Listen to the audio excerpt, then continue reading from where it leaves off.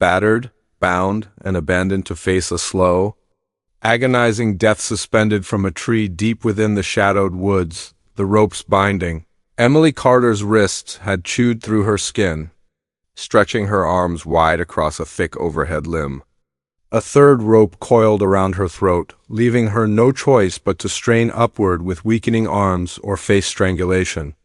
Her unprotected feet swayed helplessly in the void below, toes reaching frantically for ground that wasn't there. Crimson streaks ran down her thighs, mingling with grime and perspiration. Her knee had ballooned grotesquely, a dark purple stain blooming beneath the surface like a mark of torment. Every breath scraped through her lungs fragile, ragged. Darkness enveloped the forest, disturbed only by her whimpers and the groan of rope, straining with each tremor of her body, yet Emily wasn't suffering in solitude. From the murky shadows, propped lazily against a neighboring trunk, watched Jack Malone. A man who'd once earned respect as a rancher, now transformed into something monstrous beneath a human facade. His gaze sparkled with twisted pleasure. Like a hunter savoring its dying catch, Jack raised a metal flask and drank deeply. A sinister smile crossed his face as Emily fought against her restraints, her frame convulsing. "Here's the thing, Emily," he murmured in a voice unnervingly composed. "This isn't about ending you swiftly. It's about witnessing your collapse, piece by piece, until your will evaporates." His boots crushed fallen foliage as he approached, running his finger along the cord digging into her throat. She recoiled at his touch, her breathing growing more desperate. Jack's laughter emerged quietly, a sound more vicious than any raised voice. "This particular rope fascinates me. It constricts further each time your strength fades. So resist, keep resisting. I'm eager to observe your battle until absolutely nothing remains." Terror and agony clouded Emily's thoughts. Her limbs felt aflame, every fiber pleading for surrender. Her windpipe ached for oxygen. Moisture carved paths through the filth coating her features. Yet Jack simply settled back, relishing each spasm, each desperate gulp, each shattered appeal. Time crawled forward. The lunar disk drifted overhead as Emily maintained her grip on existence with whatever reserves remained. Her figure rocked gently, a damaged marionette on exhibition. Jack's attention never wavered. Perched on a fallen trunk, he worked a blade's edge against stone, producing a melody without harmony. His focus remained fixed on her suffering. Sometimes he chuckled softly, his head moving side to side as though observing entertainment crafted for his amusement. At other moments he spoke to himself. She believed she could abandon me, believed she could simply walk away. But nobody abandons Jack Malone. Emily's parched lips formed words begging for compassion, though she understood none would arrive. Jack stood once more, his silhouette falling across her weakened form. His palm lifted her face toward his, the contact frigid and merciless. "There's beauty in you like this," he spoke, venom coating each word. "Delicate, powerless, broken." Emily's pulse hammered with dread, yet somewhere within her core, a tiny ember of resistance still glowed. She wished to cry out, but her voice shattered into nothingness. Still, Jack detected it in her gaze, that faint luminance refusing to extinguish, and witnessing it only intensified his fixation. "Don't surrender just yet," he declared, retreating, his smile expanding. "I'm waiting for that precise instant when you yield completely. That's the most exquisite moment." Darkness gradually surrendered to daybreak. Her body quaked without control, each inhalation more jagged than before. The bindings carved themselves deeper, creating wounds that would endure permanently. She'd endured through the darkness. Though her reserves were virtually depleted, one question lingered ominously. Would rescue arrive before Jack's perverse entertainment reached its conclusion? Emily's limbs screamed with exhaustion. Her entire being trembled like it might surrender completely. She believed her final moment had arrived. Then she detected it, the crunch of footsteps against dried vegetation. Measured, consistent strides approaching through the woodland. Momentarily, her heart ceased beating. Was Jack returning to complete his sadistic ritual? Or had someone actually ventured into this forsaken forest at first light?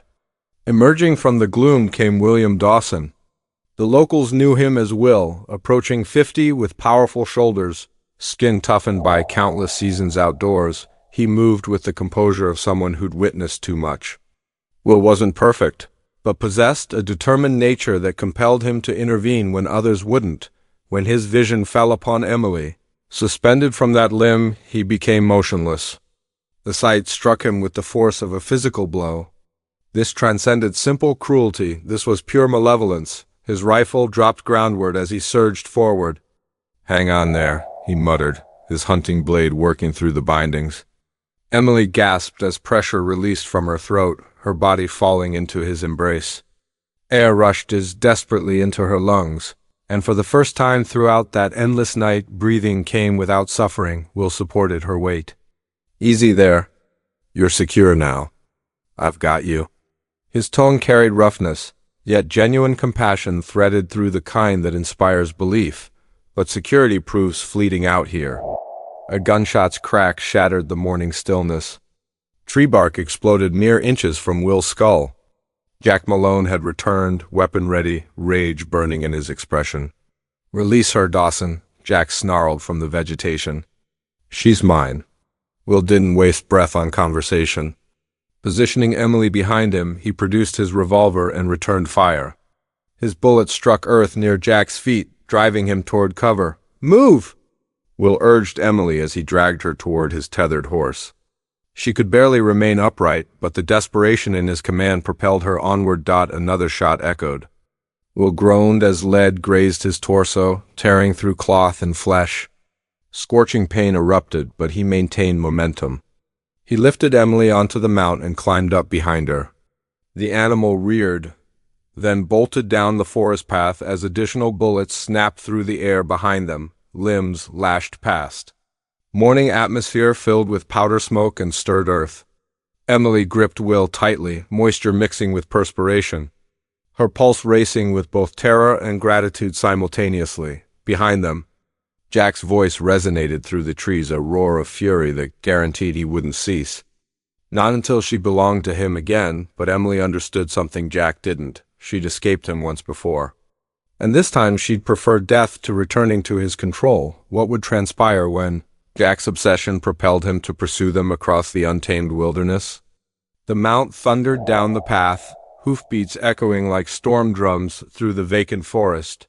Will gripped the leather straps firmly with one hand, the other compressed against his bleeding wound. Every jolt sent agony through his torso, but he pressed forward. Halting wasn't possible. Emily clung to him, her face buried against his chest. Behind them, Jack's enraged shouts carried through the woodland. Gunfire cracked distantly, but the shots fell short. Will spoke close to her ear. "Stay steady. We just need distance between us and that monster." Branches tore at their garments. The horses' exhalations came hot, vapor ascending in the chilled morning atmosphere. Eventually, the forest quieted. Will drew back on the straps and slowed their pace. The trail widened into an open space. He dismounted first, grimacing as his boots contacted earth. Crimson saturated his shirt side. Still, he produced a lopsided smile. "Bullet barely touched me. I'll survive." Emily followed, her legs unsteady as her feet found ground. She gazed at him with wide, moisture-streaked eyes. "You shouldn't have endangered yourself for me." Will's expression hardened, lowering himself onto a toppled trunk. "That's nonsense talk. I couldn't abandon you suspended there. No person with humanity could." Her voice emerged weighted with guilt. "You don't comprehend. Jack Malone wasn't simply some stranger. He was mine once. I cared for him, or believed I did." Will's eyes sharpened. He leaned nearer, attentive. "Initially he seemed kind," she continued. "Then I witnessed the reality. His sadistic entertainment, the manner he found amusement in my pleas for him to stop. He thrived on misery. When I fled, I thought I'd found freedom, but he tracked me down. And now he intends to complete what he initiated." Will expelled into the dirt, fury flashing across his weathered features. "So that explains why he persists. He doesn't view you as human, only as property." He moved his head negatively. "Men of his nature don't possess capacity for love. They only devastate." Emily lowered her gaze, tears marking her cheeks. I'd choose death over ever returning. Will placed a firm hand on her shoulder. Then we ensure you never do. Not while there's breath in me. Briefly, the woods stood silent. The pair sat alongside each other, battered and injured, yet connected through the fire of survival. Both understood this wasn't finished. Jack Malone remained out there, and his hunt continued. And listen. If you're invested in how this confrontation unfolds, stay with us. Hit that subscribe button so you won't miss what comes next. Because when nightfall descends on the ranch, Jack Malone will return, and the devil himself will be waiting at their threshold. Because Jack hasn't finished yet, and he's nearer than you realize, darkness descended heavily upon the Dawson ranch. The oil lamps flickered weakly and wind shook the aged window frames. Emily sat beside the table, her hands quaking as she wound fabric strips around Will's injured side. He attempted appearing resilient, offering her that characteristic half-smile. Don't worry yourself, girl. I've endured worse from a saloon brawl in Abilene. But she noticed the perspiration on his forehead, how his body shuddered with discomfort. Will Dawson was seriously wounded, and they both recognized it. Then arrived the sound, a subtle scrape of stone outside. Slow, intentional footsteps crossing the yard. Emily became rigid. Will reached for his revolver, his hand wavering. Remain silent, he breathed. The entrance groaned open, and there he stood. Jack Malone stepped inside, his features partially concealed in darkness, a grin spreading across his face like he controlled the space. Well, Jack spoke, his voice smooth yet corrupted. I suspected I'd locate you here. Did you genuinely believe you could take her from me, Dawson? Will lifted his revolver, but his wounded arm trembled. Jack fired first. The shot hammered into Will's shoulder, spinning him backward against the wall. Emily shrieked as he collapsed to the floor. Crimson spreading rapidly. Jack advanced slowly, savoring each step, his pistol aimed steadily. Don't concern yourself, Emily. I won't end him quickly. Men like him deserve to experience suffering. Just as you did. Emily's heart pounded within her chest.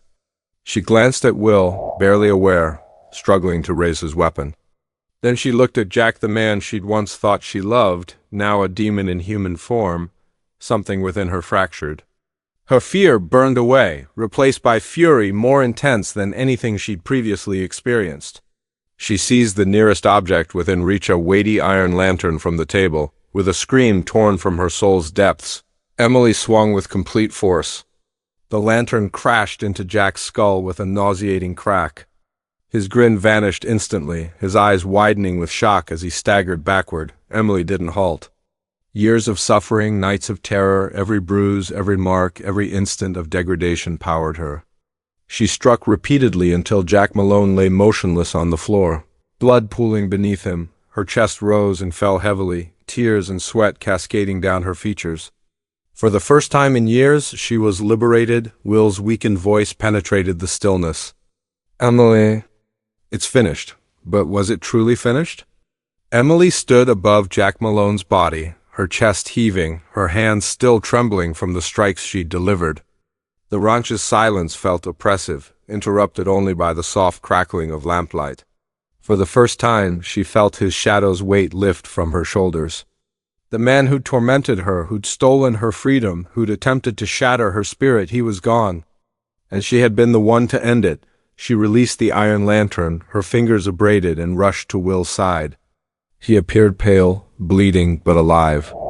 His eyes opened as she knelt beside him, and a weary smile formed on his face. You rescued me, Emily, he whispered. No, she responded, tears streaming down her features. We rescued each other.